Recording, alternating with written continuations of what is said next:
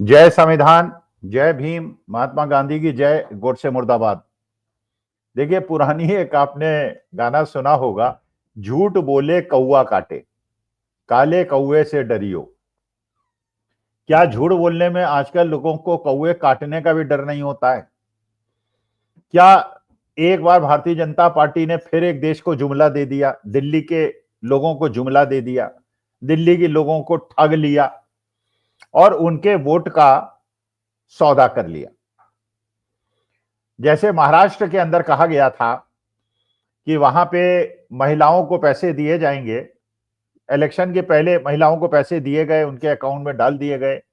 महिलाओं को लगा कि भारतीय जनता पार्टी लगातार हर महीने उन्हें पैसा देगी। उसके बाद पता चला इलेक्शन खत्म होने के बाद कि लाखों लोगों के नाम उसमें से कटवा दिए गए। जिनको पैसे दिए गए थे उनसे पैसे वापस मांगने लगे। राजस्थान के अंदर, मध्य प्रदेश के अंदर यह कहा गया था कि मुफ्त सिलेंडर देंगे। उत्तर प्रदेश के अंदर भी कहा गया था कि दिवाली होली में सिलेंडर देंगे। वो दिवाली होली बनाम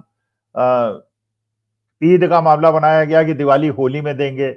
अब उत्तर प्रदेश वालों को कितने गैस सिलेंडर मिल रहे हैं तो मुझे नहीं पता, मैं उत्तर प्रदेश में नहीं बैठा हूं, लेकिन जहां तक मेरी सूचना है किसी को कोई सिलेंडर नहीं मिला।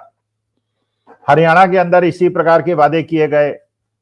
अब दिल्ली के अंदर रिसेंटली, क्योंकि भारतीय जनता पार्टी को पता था कि जो अरविंद केजरीवाल की सरकार है उसका जो वोट बैंक है वो इस वजह से उसको वोट देता है कि वहां पे मुफ्त बस यात्रा है, बिजली पानी फ्री है गरीबों के लिए, और महिलाओं को पैसा देने का वादा उन्होंने किया था, लेकिन उन्होंने 2100 रुपए का किया था। और भारतीय जनता पार्टी ने न केवल 2500 रुपए का वादा किया, बल्कि मोदी जी ने दिल्ली के अंदर जो मीटिंग एड्रेस की उसमें उन्होंने स्पष्ट रूप से कहा कि जिस दिन हमारी सरकार बनेगी पहले दिन की कैबिनेट मीटिंग में यह प्रस्ताव पारित होगा कि हर महिला को 2500 रुपए मिलेंगे और 8 मार्च को पहली किस्त आपको मिल जाएगी। हर महिला को पहली किस्त 2500 रुपए की मिल जाएगी और हर महीने 2500 रुपए मिलेंगे। अब लोगों ने सोचा कि भाई ठीक है, बस यात्रा फ्री होती है, कुछ महिलाएं बस में चलती हैं, कुछ नहीं चलती हैं। अब जो बस में नहीं चलती हैं उनको कैसे फायदा हो, इसलिए 2500 रुपए महीना अगर हमें मिल जाएगा और हम बस में नहीं जाएंगे तो हमें कम से कम पैसा मिलेगा। प्रवेश वर्मा साहब ने भी महिलाओं को बुला के 1100 रुपए दिए थे, लेकिन केवल न्यू दिल्ली कॉन्स्टिट्यूएंसी की महिलाओं को दिए थे, जैसे वहां कोई भूकंप आ गया हो या कोई महामारी आ गई हो। जबकि भाई अगर आपको पैसे देने हैं और आप एक जननेता हो तो पूरे दिल्ली की महिलाओं को दो, पूरे हिंदुस्तान की महिलाओं को दो। केवल न्यू दिल्ली असेंबली कॉन्स्टिट्यूएंसी की महिलाओं को देने का क्या मतलब था? लेकिन चलिए, वो चुनाव जीत गए 4-5 हजार वोट से। अरविंद केजरीवाल को उन्होंने हरा दिया, डिप्टी चीफ मिनिस्टर भी बन गए।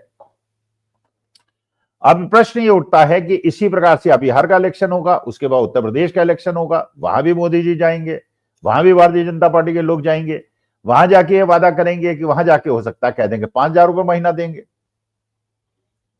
अच्छा, जनता को, बिहार की जनता को ये लगेगा, उत्तर प्रदेश की जनता को लगेगा कि भाई 5000 रुपए मिलेंगे तो हमारे घर के खर्चे चल जाएंगे, 5000 रुपए महीना, और फिर हमें 5 किलो अनाज मिलेगा, 5000 रुपए मिलेंगे तो हमारा तो जीवन सुधर जाएगा। वो ये देखने का प्रयास नहीं करेंगे कि जो दिल्ली के अंदर वादा किया गया था कि पहली कैबिनेट मीटिंग में पहले दिन जो डिसीजन होगा उसमें यह डिसीजन होगा कि 2500 रुपए महिलाओं को मिलेंगे और 8 मार्च को पहली किस्त मिल जाएगी। लेकिन अब उत्तर प्रदेश, बिहार के लोग शायद ये कोशिश ना करें कि तथ्यों को जानने की, वो जुमलों में फंस जाएंगे। जैसे 2013 में कहा गया था कि सारे विश्व के अंदर जो ब्लैक मनी है, स्विस बैंक के अंदर ब्लैक मनी है, हमें पास लिस्ट है, हमें पता है कितना ब्लैक मनी है, और वो ले आएंगे तो सबको 15 लाख रुपए मिल जाएंगे। 15 लाख के जुमले के चक्कर में लोगों ने भारतीय जनता पार्टी को वोट दे दिया। और उसके अलावा और भी बहुत सारे कारण थे, अन्ना हजारे थे, अरविंद केजरीवाल थे, और 2G 3G कोल स्कैम, पता नहीं क्या क्या आरोप लगे थे। 11 साल से प्रूव तो कोई हुआ नहीं।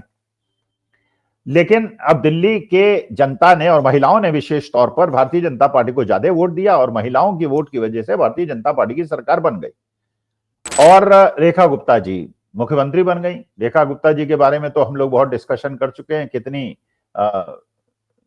विशाल हृदया, कितनी मृदुभाषी, कितनी संयमी, कितनी मर्यादाओं का पालन करने वाली, सनातनी परंपरा और सभ्यता संस्कृति का पालन करने वाली महिला प्रदेश की मुख्यमंत्री बनी है।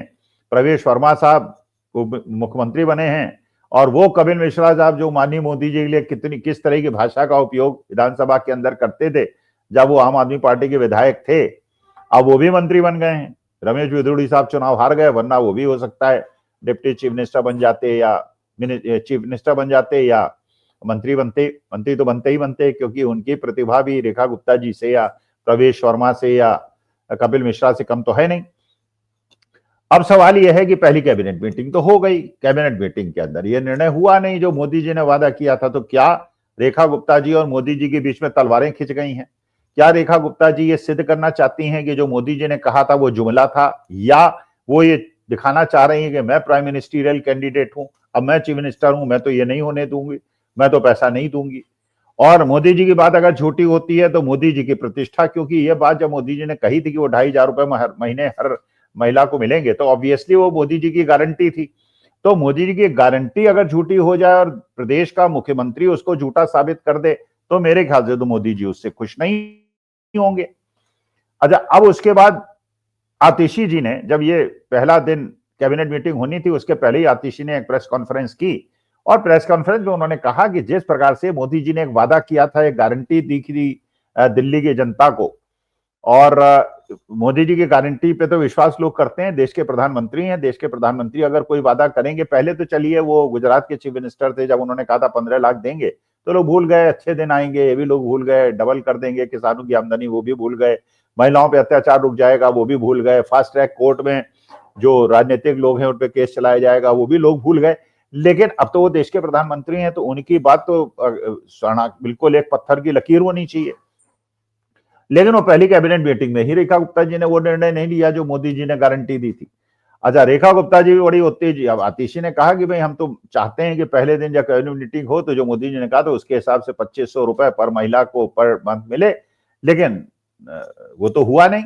अच्छा, रेखा गुप्ता जी बड़ी उत्तेजित हो गई, उन्होंने कहा कि 15 साल कांग्रेस का शासन रहा और 10 साल आम आदमी पार्टी का शासन रहा, इन लोगों ने दिल्ली को बिल्कुल बर्बाद कर दिया।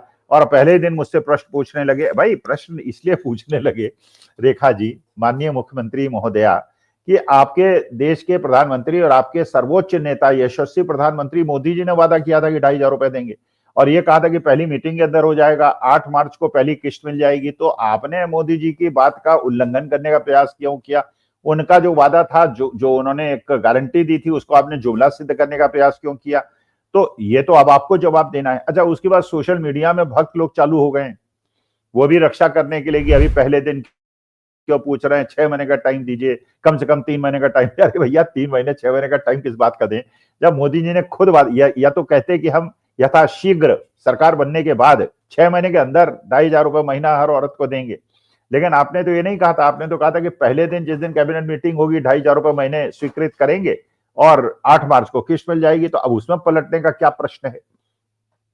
अच्छा, इसके बाद ये भी पता होना चाहिए भाई, यमुना भी आपको क्लीन करनी है, दिल्ली भी आपको क्लीन करना है, स्कूलों को भी आपको ठीक करना है, मोहल्ला क्लिनिक को चलाना है या नहीं चलाना है, यह भी आपको देखना है, बिजली फ्री करनी है कि नहीं करनी है, 2,500 रुपए देने हैं कि नहीं देने हैं, ये बात आपको पता होनी चाहिए।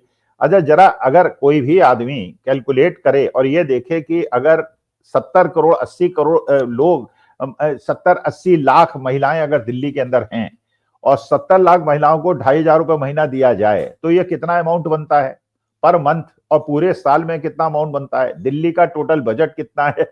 टोटल बजट का ये कितना बड़ा भाग है?